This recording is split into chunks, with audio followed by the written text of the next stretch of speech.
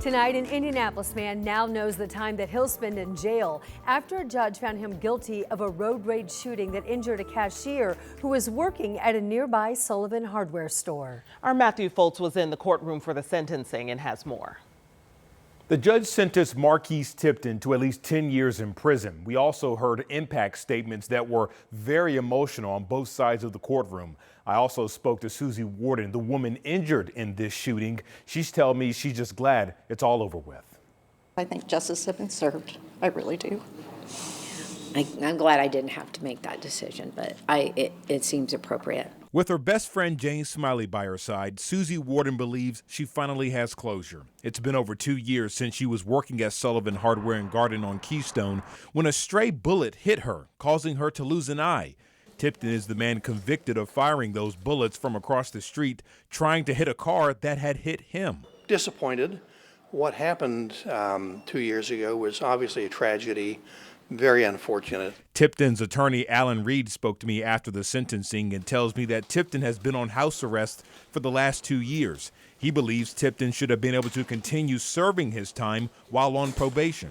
The easy thing is just lock somebody up. That's the easy thing to do. But that removes his ability to influence young men the way he has for the last 6 years. Tipton's father provided witness testimony in the courtroom but declined to speak on camera. He says his son is a good man and just made a bad decision that day. For Warden, she hopes this incident now serves as an example to other people. She just hopes that he can teach others about his anger and how to control it instead of reaching for a gun. Now, Tipton was able to apologize to both women in the courtroom before that sentencing was read. He also told them that a day hasn't gone by over the last 2 years that he hasn't thought about them or that day. Now he just hopes people learn from his mistake. Back to you.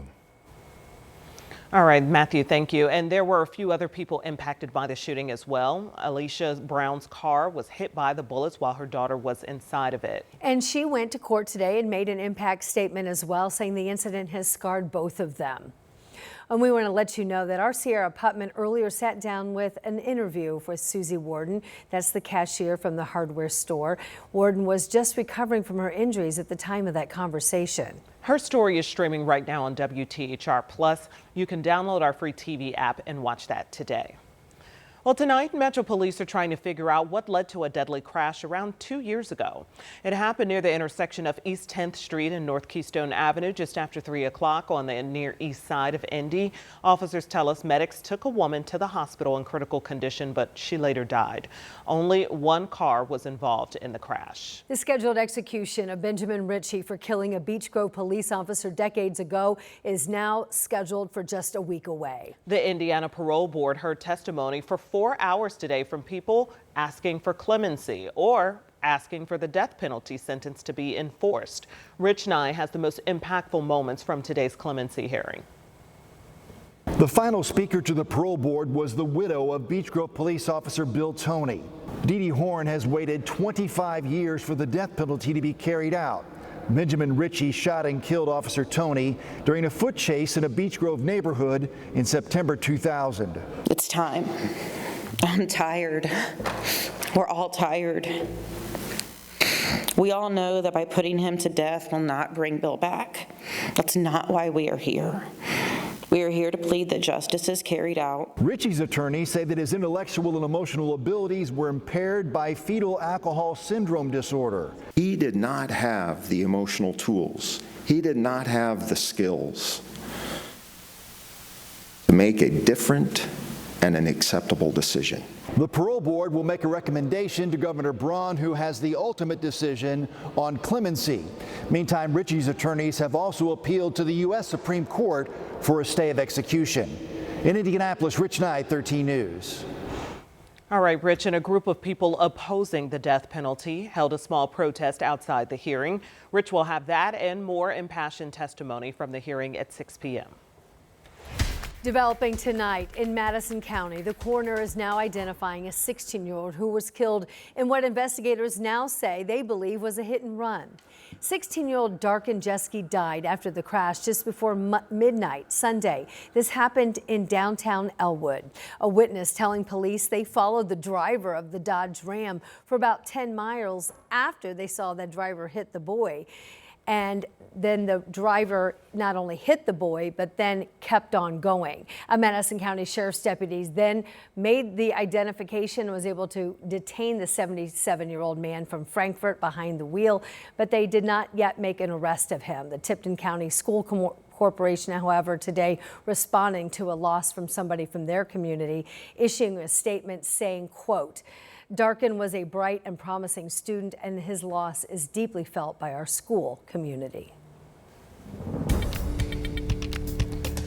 All right, we're going to turn from news to weather now because it has been a cloudy, rainy, sunny, cloudy, rainy, sunny, cloudy, rainy start to our week. This is Monday, folks, and we're riding the wave with Angela. I think I said that out loud to myself walking the dog. I don't think it can decide what it wants to do today.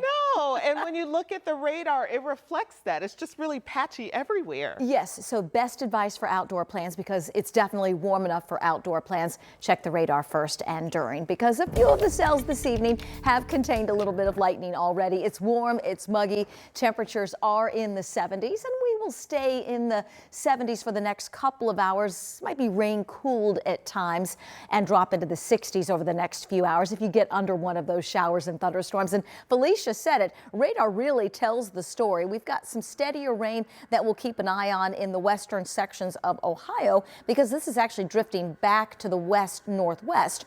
Also monitoring a couple of thunderstorms in the western part of the state. Heads up Clinton, this storm is moving in. It does have heavy rain with it and it does have some lightning, so be aware of that. Severe threat is low tonight, but you can see we're dealing with a weather system sitting to our south that continues to spin some showers and storms our way. That will be the case over the next actually couple of days.